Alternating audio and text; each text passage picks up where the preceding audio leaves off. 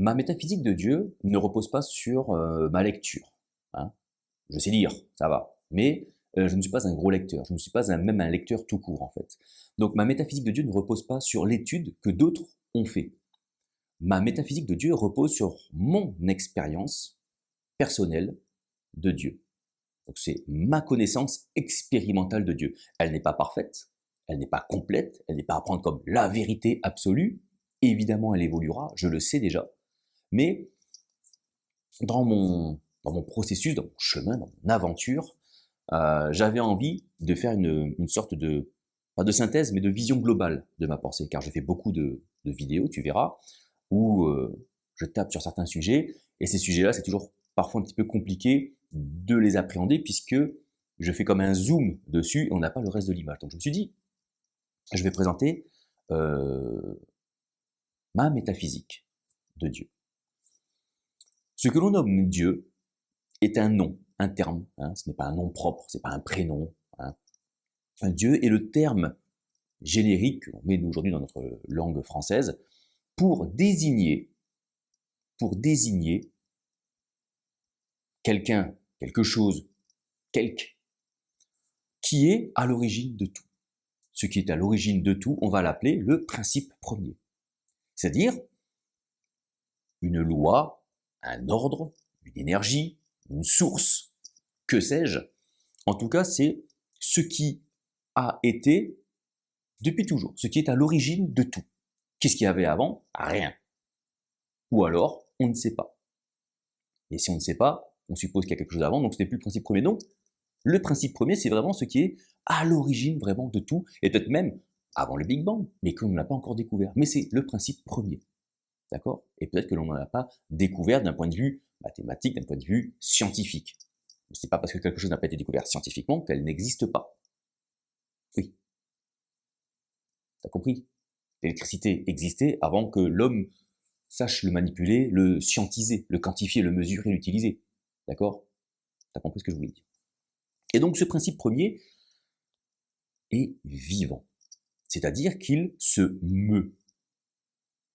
Du verbe mouvoir, il ne fait pas la vache. D'accord? Donc il s'expand, il se diffuse, mais nous, on voit cette expansion et cette diffusion comme quelque chose qui remplit de l'espace. Hein, on dit, ouais, mais du coup, si l'espace s'expand, dans quoi s'expanse-t-il? D'accord? Moi, je pense qu'en fait, il faut pas le voir comme ça. Il ne faut pas le voir comme quelque chose qui grossit, il faut le voir comme quelque chose qui bouge.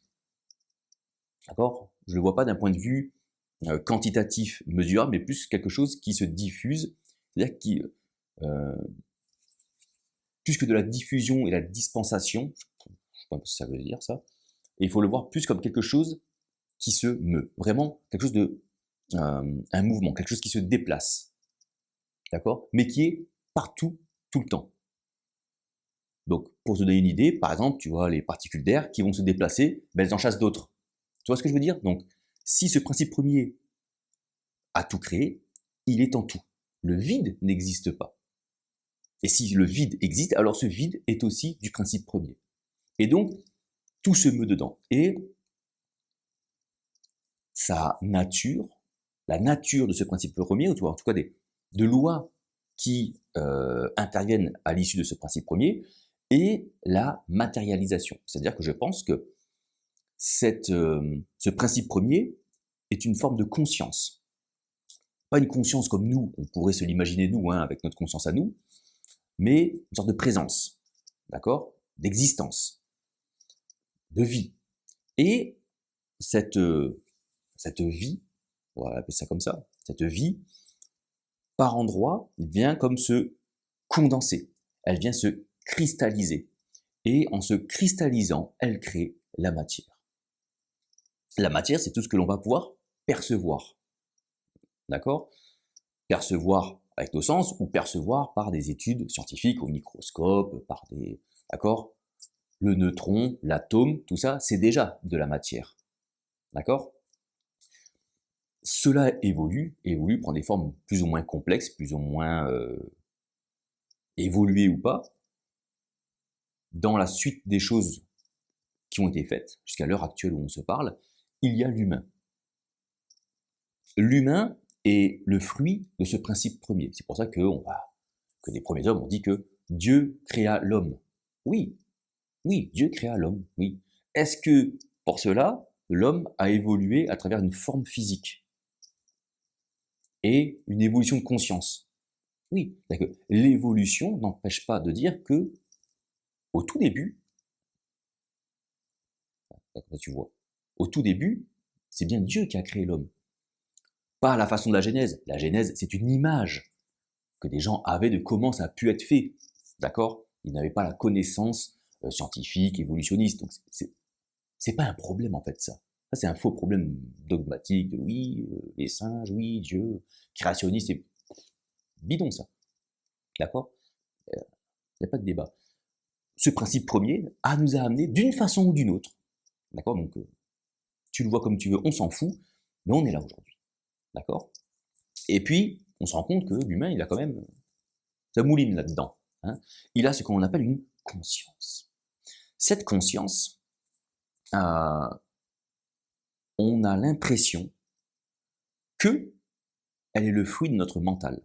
C'est-à-dire que, et ça, j'y ai cru pendant longtemps. Il y a encore jusqu'à quelques mois. D'accord? J'étais encore là-dessus, puis chamboulement. Je vois des choses, j'entends des choses, je lis, je comprends, j'analyse, mon psychisme, mon intellect rationalise des informations, des données, mon expérience de vie me donne un déterminisme qui va influencer ce que je perçois, et toute cette activité cérébrale, mentale, psychique, intellectuelle, me fait penser que j'existe et que ma conscience est le fruit de cela. Ok. Comment sont née la croyance de Dieu? Parce que la croyance de Dieu, c'est comme un truc qui est quand même vachement vieux. Hein. Donc on peut se dire, oui, mais ça c'est les gens avant, ils étaient bêtes, ils étaient cons, ils sortaient de leur grotte, ils voyaient des grosses choses, ils pensaient que Dieu les avait, qu'un grand homme avait fait ça. Oui, oui, oui, oui. Ils pensaient ça, effectivement. Moi, je pense qu'il y a aussi autre chose. Si on prend les plus grandes religions, on se rend compte qu'elles ont toutes un point commun, la culpabilité. C'est-à-dire qu'il y a toujours l'homme est séparé de Dieu et il cherche désespérément une façon d'y revenir. Ça, c'est un truc que l'on retrouve dans toutes les religions. Alors, il y en a qui vont faire, qui vont accomplir des rituels pour se rapprocher de Dieu, d'autres vont croire qu'un homme a été mort à la croix, d'accord, et que c'est cet acte-là qui les répare avec Dieu, d'autres vont avoir une certaine dévotion, avec des statuettes, des bougies, des encens, d'autres vont carrément sacrifier d'autres humains pour apaiser la colère de Dieu, essayer de se ramener à eux. Donc, on voit qu'il y a tout un étal, hein, une panoplie de méthodes sur comment revenir à Dieu. En fait, le truc n'est pas de comment retrouver le grand bonhomme barbu qui a fabriqué les choses, c'est comment je peux me mettre en harmonie avec ce qui a créé tout. Puisque la nature, l'environnement, tout ce qui nous entoure, toutes les lois naturelles, les lois physiques, etc., sont issus de ce principe premier. Et nous, par nos sens, par notre expérience de vie, on se rend compte que on est comme en décalage avec ces choses-là. Il y a comme quelque chose qui ne colle pas. Alors soit on se divise en deux groupes. On oublie Dieu, on oublie la culpabilité, tout ça c'est quelque chose, et puis on part dans le matérialisme. Et ça on y va à fond. Hein. On y va à fond. Et puis on va se trouver des passions, des combats, des raisons d'exister dans la matière. Et il y a plein de choses hein, à combattre dans la matière, on est bien d'accord. Hein, d'accord. Donc, ok. Et puis il y a ceux qui au bout d'un moment se rendent compte que malgré tout ça, toute cette activité, tout cet activisme, il y a toujours quelque chose en nous de Tennessee. Enfin, il y a toujours quelque chose en nous qui ne va pas. Comme une sorte d'incomplétude, comme une sorte de non-réalisation de quelque chose. Et ce petit sentiment que l'on a, ce petit arrière-goût que tout le monde a dans sa vie, quelle que soit sa culture, quelle que soit sa religion, quelle que soit son époque, c'est se retrouver à Dieu. Alors évidemment, quand on prend Quand on dit il faut retourner à Dieu, repentez-vous, évidemment, ça envoie à des clichés, à des images pas toujours très alléchantes, pas toujours joyeuses, pas toujours guillurettes. Donc on assimile ça à la religion, à des interdits, à des choses qui veulent nous brider. Et je comprends que du coup, ça ne va pas. La culpabilité, en fait, elle naît de quoi? Elle naît de cette culpabilité ou ce sentiment de séparation, d'accord? D'incomplétude. Elle vient du fait que, en fait, la vie dont je vous parlais avant, la vie du principe premier qui se meut, qui est un mouvement, qui se cristallise, qui se matérialise, et comme je vous disais que la création contient son créateur, nous contenons en nous le principe premier. Donc, notre conscience n'est pas le fruit de notre mental, mais est le fruit de la présence même du principe premier en nous. C'est même le principe premier en nous. D'accord? Ce n'est pas juste quelque chose qui nous dit qu'il est présent, c'est lui-même en nous, cette conscience est lui-même en nous, ou elle-même en nous, le principe premier, ou la première règle si tu préfères, d'accord? Peu importe, si tu es dans ces combats-là, je te laisse à ces combats-là. Mais cette conscience, c'est comme fait, entre guillemets, kidnapper, happer, capturer par, oh, ça brille, par l'extérieur. D'accord? L'homme est arrivé dans le monde, il observe la matière, il a une capacité, il a un niveau de développement intellectuel, cérébral, etc., qui lui permettent d'analyser beaucoup de choses. Et donc, sa conscience est comme fait happer par ça.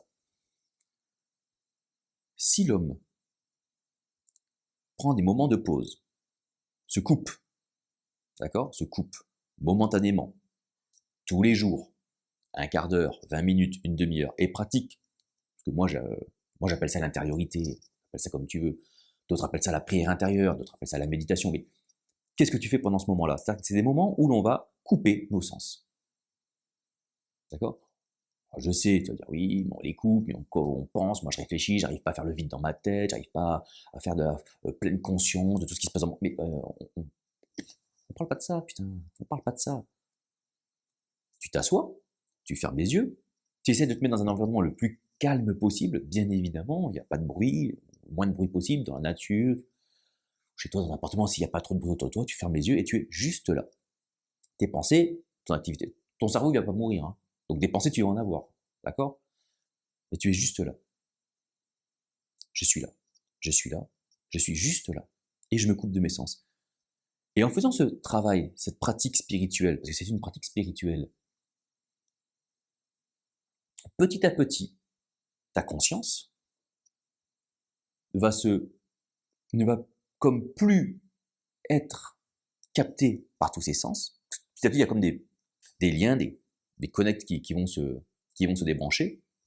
Et ta conscience, petit à petit, va reprendre sa nature.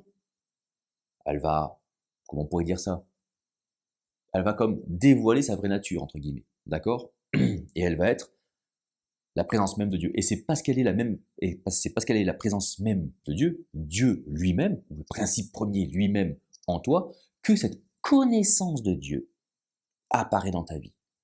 D'accord? C'est parce que tu te rends compte qu'il y a ta singularité. D'accord? Tu te dis, mais s'il est tout. D'accord? C'est comme une singularité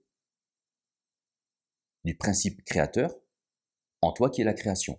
Donc c'est la présence du tout dans une singularité. Et on se dit, nous, au moment donné où on est vraiment une singularité, on est incarné, hein, tu n'es pas moi, je ne suis pas toi, ça, hein, t'as bien remarqué, tu aimerais évidemment être aussi beau gosse que moi, je sais, d'accord, mais tu ne peux pas, tu es toi, et moi je suis moi, d'accord, avec une coupe de cheveux caractéristique. Et donc, c'est cette,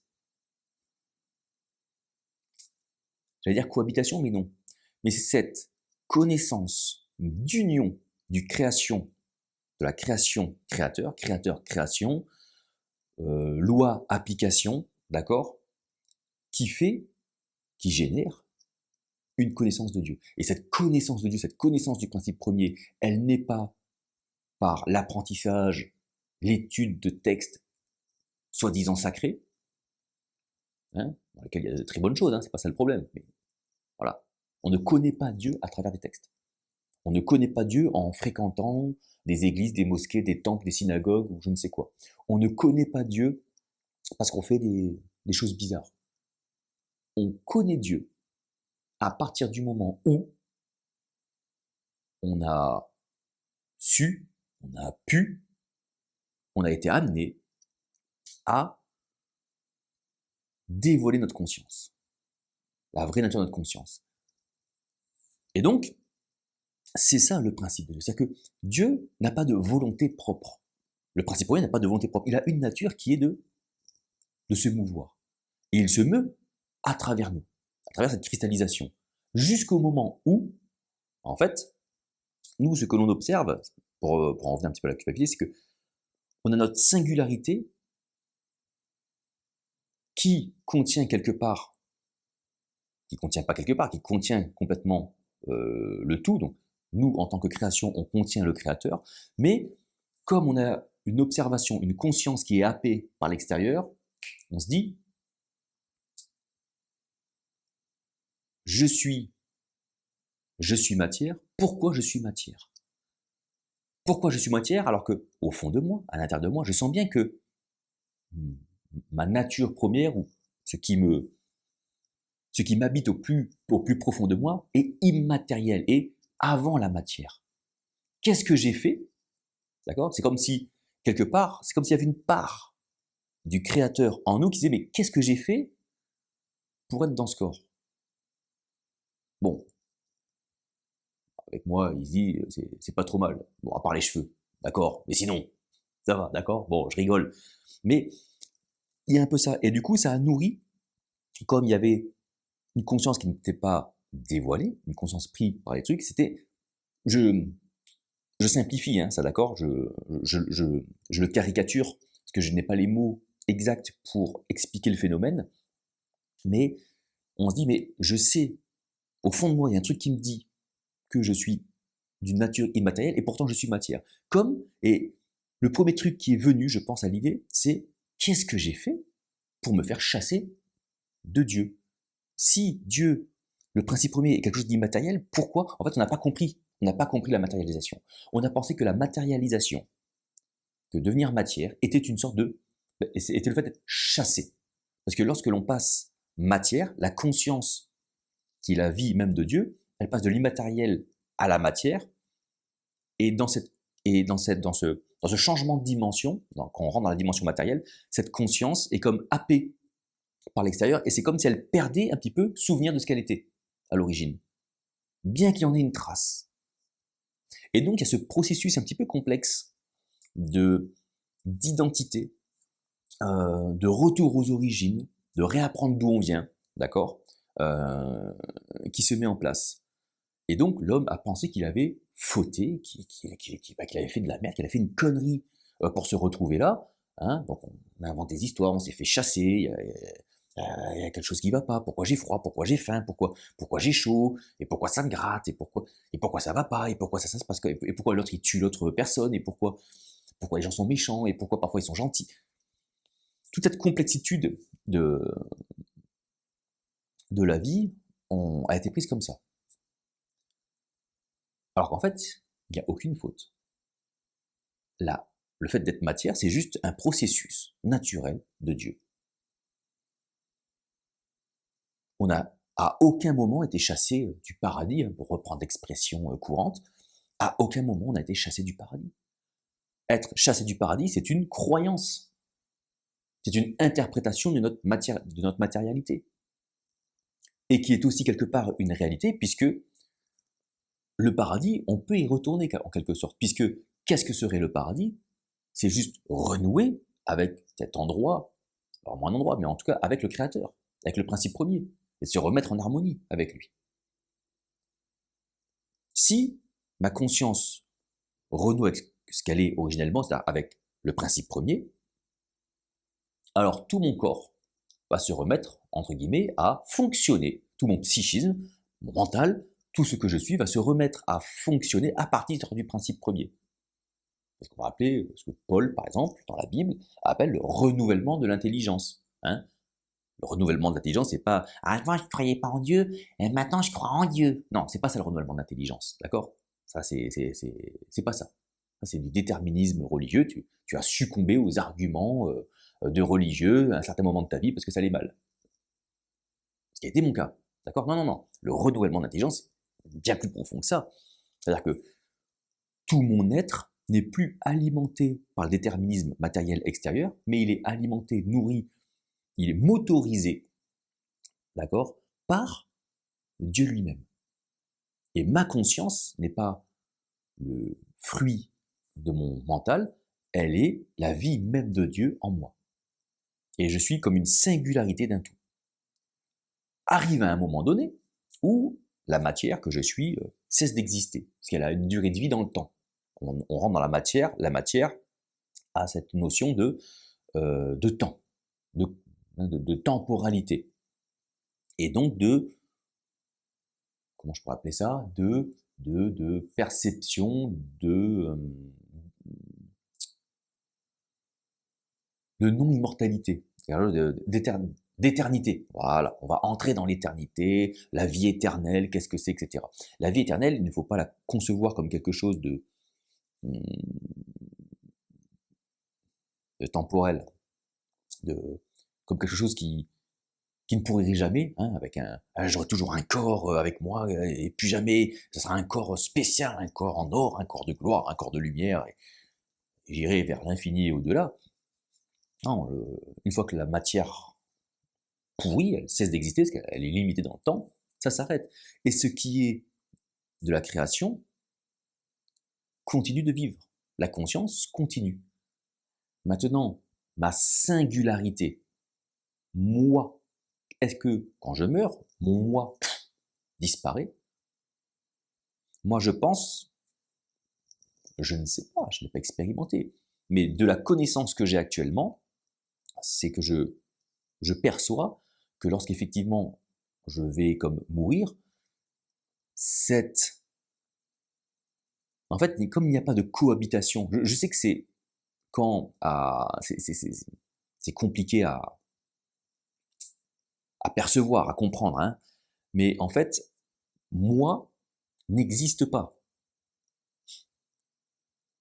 Mon moi est une expression singulière du tout en moi. Ouais, je sais, c'est relou. Ouais, je sais, c'est compliqué. C'est comme si tu avais une goutte d'eau, d'accord?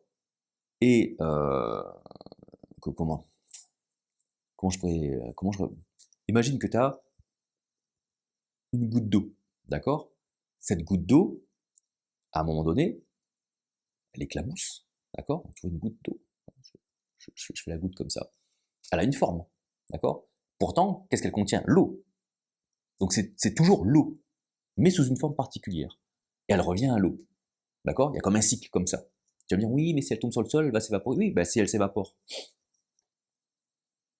Elle n'a plus sa forme d'eau liquide, mais ce qu'elle est toujours. Ou si elle retombe dans l'eau, eh ben elle retombe dans l'eau. En fait, elle ne disparaît jamais. Et nous, on ne disparaît jamais. Pourquoi? Parce que ce que l'on pense être, nous, quelque chose d'individuel, de singulier, en fait, n'existe pas. Il existe il existe dans la représentation, dans l'expression matérielle. Effectivement, moi, je ne suis pas toi, toi, tu n'es pas moi, on est d'accord. Néanmoins, d'un point de vue vertical, on peut voir ça comme ça, la relation créateur-création, en fait, est juste une histoire de perception. Je suis l'expression, tu es l'expression, en fait, de Dieu. Hein. Quand, par exemple, alors c'est dans un contexte quand même très particulier, quand les apôtres ont demandé à Jésus de voir le Père, hein, c'est comme ça que les Juifs appelaient, désignaient le principe premier, le Père. Montre-nous le Père. Et Jésus leur dit, vous le voyez, vous qui me voyez. Alors, Jésus c'est Dieu, oui. Jésus c'est Dieu. Jésus est un homme qui a réalisé ce processus et qui en a et qui est parti dans tous les déserts et tous les villages prêcher comment y parvenir, comment nous on pouvait y parvenir. Donc il a prêché un enseignement. Nous sommes l'expression de Dieu. Alors tant que ta conscience est le fruit, est perçu comme le fruit du mental de l'expérience de vie matérielle, effectivement, tu es l'expression de ce que tu as expérimenté dans ta vie. Tu es l'expression de ton déterminisme. À partir du moment où ta conscience se dévoile et dévoile la vie divine en toi, pour prendre ces termes-là, eh ben, tu ne représentes plus ton déterminisme, mais tu commences à représenter Dieu. Et évidemment, ça se fait dans un processus. Hein, c'est pas du, hein, tu passes pas de 0 à 100, du noir au blanc, du tout à rien comme ça. Hein, c'est un processus qui se met en place. Donc, quand ce corps meurt d'une façon ou d'une autre, je continue à exister. Pourquoi? Parce que je n'existe qu'à travers le je, n'existe qu'à travers le tout. Et le je reviendra au tout, il revient se refondre dans le tout. Et donc on aura, je pense, hein, ce que l'on imagine nous comme notre conscience, hein, le fait d'être je suis, d'être ce que je suis, hein, d'être celui que je suis ou celle que je suis, cette partie-là continuera d'exister. On sera, et ça, je pense qu'on peut dans certains témoignages d'expériences de mort imminente, alors ça aussi, hein, l'expérience de mort imminente, attention, hein, il y a à apprendre et à laisser aussi là-dedans, parce que hein, c'est comme toutes les choses qui brillent comme ça, il y a beaucoup d'affabulateurs, mais il y a cette expérience que beaucoup ont fait, hein, c'est-à-dire être partout à la fois, mais avoir comme cette capacité d'être un. Donc ils avaient toujours l'impression d'être eux, mais en ayant une perception globale. Voilà. Faut l'expérimenter. Quand tu l'as pas expérimenté et l'expliquer comme ça, c'est pas possible. C'est comme si je vous expliquais ce que ressent mon chien. C'est impossible. Je peux spéculer, je peux analyser, je peux me dire tiens ben là il est heureux, quand il bouge la queue est-ce qu'il est content, quand il aboie ben il y a ça ou il y a ça, mais je peux pas rentrer dans sa tête en fait. Bon, ben là c'est pareil. Hein. On part sur des suppositions, spécule sur ça, je spécule sur ce que ce sera à partir de l'expérience, de la connaissance de Dieu que j'ai. Connaissance, je rappelle, expérimentale. Et cette connaissance, elle naît dans ce que je viens de dire, c'est-à-dire dans ce dévoilement de conscience. Dévoilement de conscience qui ne vous envoie pas dans des vies antérieures où je sais pas quoi, il faudrait taper du tambour avec des vibrations de machin. Alors, moi je pense que comme il s'agit d'un mouvement perpétuel, d'accord, ce mouvement divin, cette vie divine, se matérialise, donc la matérialité n'est pas le fait d'être chassé du paradis ou autre chose, hein, c'est juste la nature même de Dieu qui se matérialise, comme ça. Sa création, au bout d'un moment, je pense effectivement qu'au bout d'un moment, l'humanité, je ne sais pas quand, dans son ensemble, aura réalisé ce dévoilement et se remettra tout en harmonie avec le tout. C'est-à-dire qu'elle sera l'expression matérielle parfaite des principes immatériels qui la construisent.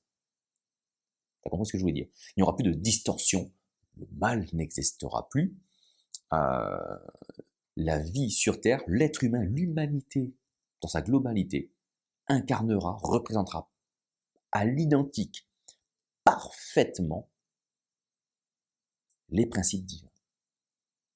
Et elle continuera de vivre comme ça. D'accord? Et puis, un jour, la planète, le soleil, l'univers fera que ça tient plus. Et donc, ça disparaîtra, parce que les étoiles, les planètes ont aussi une durée de vie. Hein, et donc, ça souffle. Et du coup, peut-être que ailleurs dans la galaxie, ou dans d'autres galaxies, hein, tu vois la taille du bordel, tu te dis qu'il y a de la place quand même, rebelote. À d'autres endroits, ça a popé comme ça. Les distances sont telles que, imaginez communiquer Ah oui, machin. Bon, moi, je crois que c'est très peu probable quand même, et ce n'est pas le but, en fait. Mais effectivement, que dans ce que nous, on perçoit comme l'univers, à des distances inimaginables, eh ben oui, ça pop, ça se matérialise sur des formes de vie aussi complexes que nous, et avec ce même mécanisme. Et ça continue, et en fait, c'est quelque chose qui ne s'arrête jamais. Et quand bien même l'univers que l'on aurait, que l'on voit, qu'on peut observer un jour explose, le principe premier est, et donc peut-être que, et c'est même sûr que comme dans notre univers quelque chose de matériel, bah, que lui aussi, à un moment donné, il pop. Mais si il pop, tout s'arrête, mais quelque chose d'autre existe ailleurs. Ailleurs, en dehors de notre univers. Parce que le principe premier est un tout. En fait, il ne faut pas le voir comme une source à l'origine qui se diffuse. C'est quelque chose qui est tout. Il faut, en fait, le problème, c'est que nous, on veut toujours tout se représenter sous forme matérielle. Donc, on s'imagine comme ça un point comme ça qui se diffuse. Alors, c'était peut-être vrai pour le Big Bang, peut-être. Mais avant le Big Bang, il y avait déjà quelque chose. En fait, il y a toujours quelque chose avant de quelque chose. D'accord? Et si on remonte, on aura un principe premier qui sera très certainement jamais détectable, jamais analysable.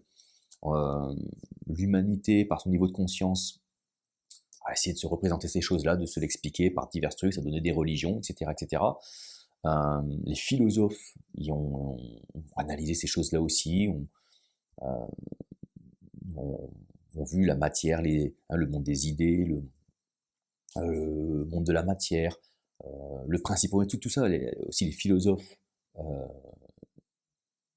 qui l'ont saisi, qui ont tenté d'expliquer, comme les religions aussi, d'une autre façon, ont essayé de l'expliquer avant qu'elle se fasse prendre par des systèmes politisés,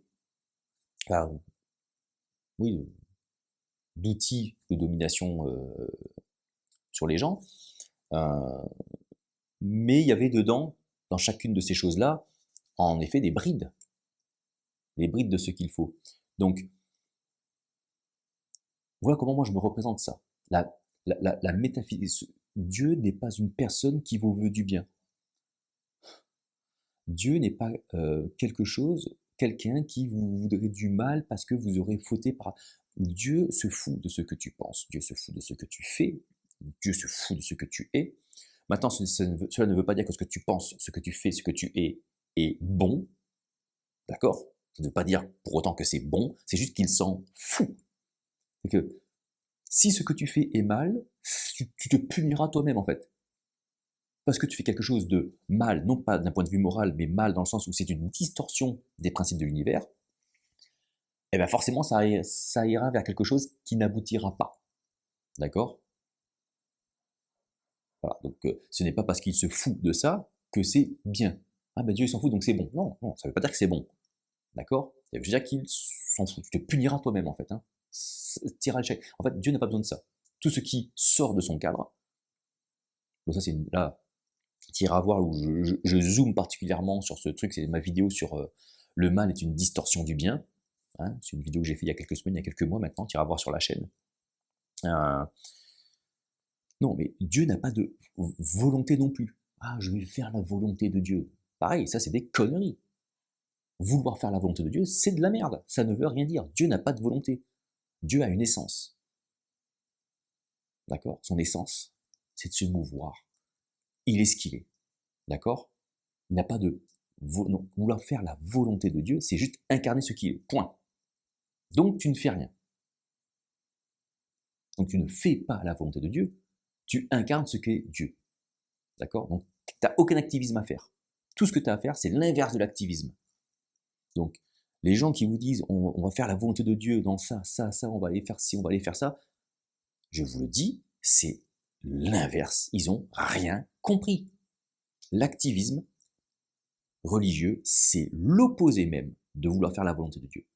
Pour faire la volonté de Dieu, c'est comprendre qu'il n'y a pas de volonté, qu'il n'y a que ce qu'il est, c'est l'essence même de ce qu'il est, son mouvement, et que donc on ne peut pas le faire, on ne peut pas le reproduire, tout ce qu'on peut le faire, c'est l'incarner, c'est-à-dire le laisser être à travers ce que nous sommes en tant que matière. Et donc c'est l'inverse de l'activisme, c'est se couper d'essence pour renouer avec ce qu'il est intérieurement. Et ensuite on va revivre, ce qui ne veut pas dire que tu te coupes H24 de tout le monde, hein. Tu vas vivre dans le monde comme tout le monde, hein. Les réseaux sociaux, tu vas aller voir tes potes au travail, hein, ou à Pôle emploi, comme tu veux, hein, tu iras en vacances ou pas en vacances, tu iras faire ta vie. Ta vie ne va pas être différente des gens, hein, extérieurement. Ça va pas changer ta vie. Mais toute ta vie va changer parce que ce que tu perçois être comme un individu, ce que tu perçois être toi, en fait, va prendre un nouveau sens. Et c'est ça, en fait, qui change réellement tout. Et donc, faire la volonté de Dieu, c'est pareil, ça n'existe pas. Tu incarnes juste son essence. Voilà. Vouloir faire la volonté, là encore, c'est une perception que l'on a qui est erronée. Je pense avoir fait un petit peu avoir fait le tour, c'est un bien grand mot, puisque c'est comme un sujet assez complexe et assez délicat, l'ontologie, tout ça, les mots ne sont pas assez précis, la connaissance n'est pas assez développée pour tout ça. Mais voilà, si je devais te faire une synthèse, une conclusion de cela, c'est ça, c'est-à-dire que Dieu n'est pas quelqu'un ou quelque chose qui veut du bien, qui veut du mal, c'est juste un principe premier qui génère, qui diffuse, qui se meut, qui se diffuse avec des règles, avec des principes qui sont bons, non pas bons dans le sens moral, mais bons parce qu'ils sont tous en harmonie les uns avec les autres. D'accord? C'est ça qui crée cette liberté. La liberté, ce n'est pas pouvoir faire ce que l'on veut. La liberté, c'est s'inscrire sans obstacle, sans contrariété. La liberté, c'est ne pas être contrarié. Donc si tu es dans une harmonie, il n'y a pas besoin de grand espace pour être libre. Il y a juste besoin d'être en harmonie, en fait. Et tu peux être en harmonie dans un tout petit espace. D'accord? Et c'est ne pas pouvoir tout faire, être libre. C'est faire ce qu'il y a à faire. C'est être ce qu'il y a à être. C'est juste ça, la liberté. C'est être dans une harmonie. Et nous, en tant qu'être matériel, il y a ce lien qui s'est voilé, hein, qui s'est comme caché, et donc ça nous a donné cette sensation d'être séparé, d'être coupé, d'avoir fait quelque chose de mal. Alors il y en a qui vont dire, mais moi je m'en fous de tout ça, j'ai jamais eu l'impression de faire quelque chose de mal. Mais parce que ce petit truc, au fond, plus le temps passe, plus cela diminue, c'est-à-dire cette présence diminue, puisqu'on a les surcouches du matérialisme et d'extériorité en fait qui s'additionnent de génération en génération. Donc là on arrive à des générations qui en ont strictement absolument rien à secouer, et c'est ok, ils en ont rien à foutre, parce que cette petite lumière, ils la perçoivent même plus, donc eux, ces histoires, ces questionnements de bien, de mal, de Dieu en nous, et nous on est là pour lui, on est sur Terre, et on fait tout ce qu'on a à faire sur Terre, on a rien à foutre, et puis ça, tout ira au même endroit. C'est juste que la bascule, peut-être est un peu plus... Peut-être que la bascule matière, non matière à la fin, est moins agréable. Mais le but n'est pas d'avoir le camp des bons et le camp des méchants, le camp des croyants et le camp des non-croyants ou des hérétiques. En fait, on fait ce que tu as à faire, toi. Alors, mets-toi en harmonie avec ton Dieu, mets-toi en harmonie avec le principe divin, avec ce principe premier. Laisse-le exister à travers toi. En existant à travers toi, tu diffuses du divin dans le monde. Comme le monde est un monde déterministe extérieur, extérioriste, je sais comme ça, il va percevoir aussi du divin un petit peu dans l'air, hein, t'es comme un fébreze divin, tu vois, il diffuse un petit peu. Les gens sentent, ils font et puis un jour, même le plus païen des païens, même le plus athée des athées, parce que on a des raisons d'être païens, on a des raisons d'être athées. Faut dire les choses quand même, hein. Il y a des gens qui ont de bonnes raisons d'être athées, d'être païens, de ne pas croire en Dieu. Quand tu leur vends que Dieu c'est un espèce de barbu qui tape sur les gens, oui, t'as pas envie d'y croire, oui. Puis tu te rends compte vite que ça, oui, effectivement, c'est de la merde, hein, ça n'existe pas. Donc ils n'ont pas raison de ne pas croire en Dieu, mais ils ont des raisons de ne pas croire en Dieu. Parce que, qu'est-ce que tu mets derrière Dieu? Toujours ça la question.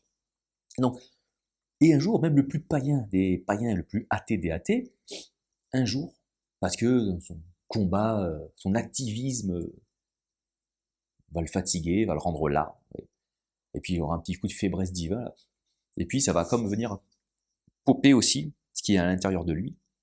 Là, il va y avoir, oh, tac, tac, tac, tac, tac, tac, ça va faire un lien, et puis ça va travailler, puis ça va commencer à chercher dans les religions, puis ça va chercher ou dans la philosophie au début, parce que la religion, c'est la philosophie, dans New Age, parce que ouais, Rasta, cool, on fume des bédos, c'est cool, tambour magique, machin, ok. C'est pas grave. Tire la ficelle. Tire. Voilà. Celui qui voudra vivre ça, qui voudra vivre le divin, qui voudra vivre, rappel à ce qu'il y a au plus profond de lui, il parviendra. Comme un fil d'Ariane. Il y parviendra. Maintenant, s'il se fait happer par son ego, ben il finira, oui, dans des religions ou dans des mouvements dits spirituels, parce que ça répondra à une expression de vie qu'il cherchait, qu'il voulait être, et puis ça fait comme des pauses en fait. Hein. Tu tires le fil, tu te retrouves dans une église évangélique, tu fais bah c'est ce que je cherchais. Puis au bout d'un moment, tu te rends compte, c'était pas ça. Et tu continues à tirer le fil. Et hop, et tu repars, et tu continues. Et là, il tire le fil, il tombe dans le New Age. Ah putain, c'est cool New Age, le tambour, la lune, les animaux, les vies antérieures, ok. Mais on s'en fout. Et puis au bout d'un moment, ouais bon, les stages à 3000 € le week-end quand même pour réveiller mon chakra intérieur, nique sa mère. Et puis au bout d'un moment, 1 an, 2 ans, 5 ans, 10 ans, bon, allez, tu sens que l'odeur de fébreze que tu avais goûté à un moment donné, elle est toujours pas là, ça répond pas. Et tu continues à tirer. Et ça, c'est un parcours de vie, ça peut prendre 10, 15, 20 ans, 40 ans, 60 ans. Il y a des gens, ils sont restés et il y en a, ils ont tiré, ils sont restés bloqués dans une étape dite religieuse, ils sont restés dans une étape dite égotique, qui répondait à une idée de ce qu'ils cherchaient. Hein, on cherche, on dit, bah tiens, peut-être Dieu c'est ça. Je tombe dedans, c'est ça. Et puis, il leur faut 40 ans pour se rendre compte que, putain, c'était pas ça. Ces expériences de vie, chaque parcours est différent. Et donc, tout ce qu'on a à faire, nous, bah, c'est ça. Et donc, comment, parce que c'est, ok, on parle, comment? Je dis dans la vidéo, moi, ce que j'ai fait, aujourd'hui, ça a pris d'inertie, j'ai moins cette pratique-là, mais elle m'a été indispensable au départ. Tu prends tous les jours, 15-20 minutes pour pratiquer l'intériorité, méditation. Et en fait, c'est juste t'asseoir, tu fermes les yeux, tu te mets au plus calme du calme, là où tes sens seront le moins sollicités. Donc l'ouïe, la vue, l'odorat, le toucher, être confortable, d'accord. Pas un gâteau au chocolat qui cuit au four parce que tu as pensé, tu vois.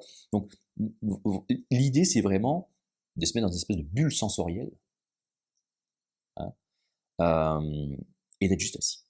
Enfin, juste, même pas assis. Tu peux le faire debout ou allongé, on s'en fout. Et juste là. Là. Et je laisse la conscience travailler.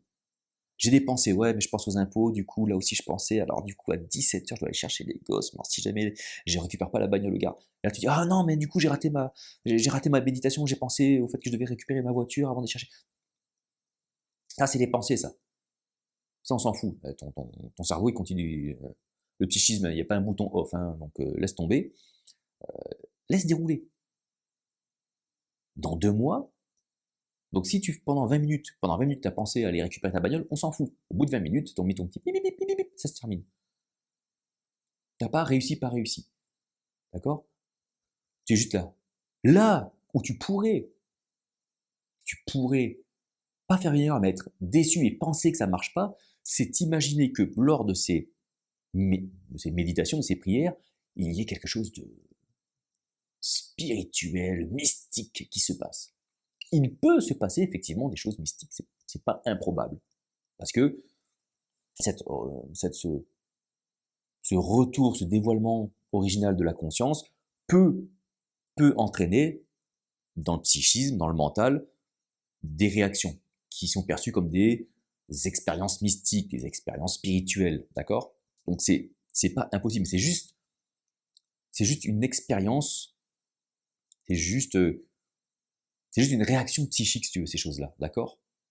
Qui peuvent paraître très belles, qui peuvent paraître waouh, truc de fou, parce que tu rentres quand même dans un truc de fou, qui est la connaissance du principe premier. C'est quand même pas de la merde, le truc, quoi.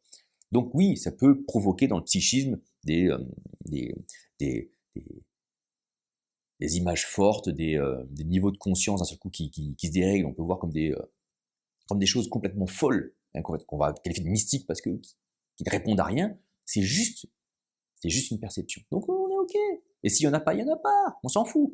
Tout le monde n'a pas à avoir des expériences mystiques, à vivre ces choses-là, parce que ton psychisme, ta boîte à poux fonctionne d'une certaine façon que ça ne provoquera pas ça chez toi. Mais le plus important, c'est pas ça.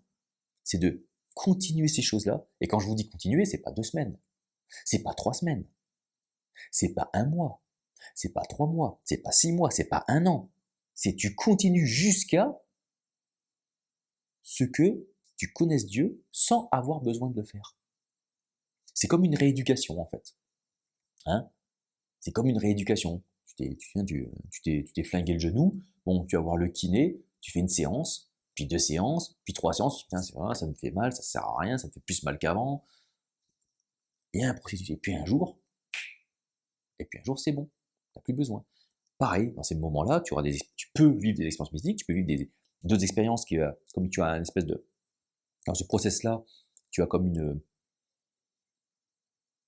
une plongée un petit peu dans ce qu'on appelle le subconscient, où sont stockées certaines mémoires qu'on ne veut plus voir. Tu vas aussi vivre, à l'inverse de choses mystiques, des moments d'angoisse ou de panique. Aussi, ça existe aussi. Pas chez tout le monde, chez certaines personnes. D'accord? Et donc, c'est OK. Et il faut vivre, juste pratiquer cette chose-là, avoir une certaine consistance, persistance dans cette pratique-là. Et c'est ça, pratiquer ce qu'on nomme la parole de Dieu. D'accord? La parole de Dieu qu'on assimile à tort à la Bible, qu'on assimile à tort à l'enseignement de Jésus. En fait, moi, si je pouvais te donner juste un enseignement à suivre, c'est celui de Jésus. Ah oui, je suis d'accord, hein, faut quand même dépollumer un max, hein, on va pas se cacher. Mais, normalement, je ne l'ai plus ici. Bon, je te le mettrai en montage, là ou là. J'ai justement j'ai écrit un petit bouquin, l'évangile subversif de Jésus, le Christ. D'accord? Et les évangiles, si tu ne prends que les trucs essentiels, c'est-à-dire l'enseignement même de Jésus, il dit quoi? Il dit, celui qui met ma parole en pratique, celui qui écoute ma parole et la met en pratique. Et quand il dit ça, il parle à des gens, il parle pas à moi, il parle pas à toi, il parle à des gens qui l'écoutaient réellement. D'accord? Et on a retranscrit ce moment-là. C'est une retranscription d'un moment précis. Il parle pas à toi. D'accord? Ni à moi d'ailleurs. Mais il dit à tous les gens qui les écoutent, celui qui écoute ma parole. Parce que les gens lui disaient, ah, oh, béni soient les seins qui t'ont allaité, béni soient les mamelles qui t'ont nourri. Oui, c'était les phrases à la mode à l'époque dans cette région-là. Et lui dit, non, celui qui est béni, celui qui est béni, celui qui tendra vers le bien, vers l'harmonie, c'est celui qui écoute ma parole, donc écoute ce que je suis en train d'expliquer là, et qui le met en pratique. La pratique, c'est ça, c'est la prière. Va dans ta chambre, ferme la porte, et prie ton Dieu, prie ton Père, prie le Père, qui est là dans le secret avec toi. D'accord? Et il te le rendra. Il te rendra ce que tu es. Où est ce lieu secret? Un secret, toi et Dieu dans le secret. Le seul lieu secret qu'il peut y avoir entre toi et Dieu. C'est où? Là où il est. Quand on prend l'image du roi, l'image du règne, du royaume, d'accord? Le roi est dans son royaume. Où est le royaume de Dieu? À l'intérieur de toi. C'est pas moi qui dis, c'est Jésus. En tout cas, c'est ce qu'il semble dire. Hein. Le royaume est au-dedans de vous. Vous cherchez un royaume à l'extérieur, hein, vous cherchez, et pourtant, le royaume est déjà là. Il est à l'intérieur de vous. C'est ce qu'il y a à faire. Je te souhaite une très bonne après-midi, une très bonne soirée, un très bon week-end, de très bonnes vacances, une très bonne journée, selon quand tu regarderas cette vidéo. Et je te dis à la prochaine, dans une semaine, dans un mois, je ne sais pas, pour un nouveau partage. Merci à toi. Ciao, ciao.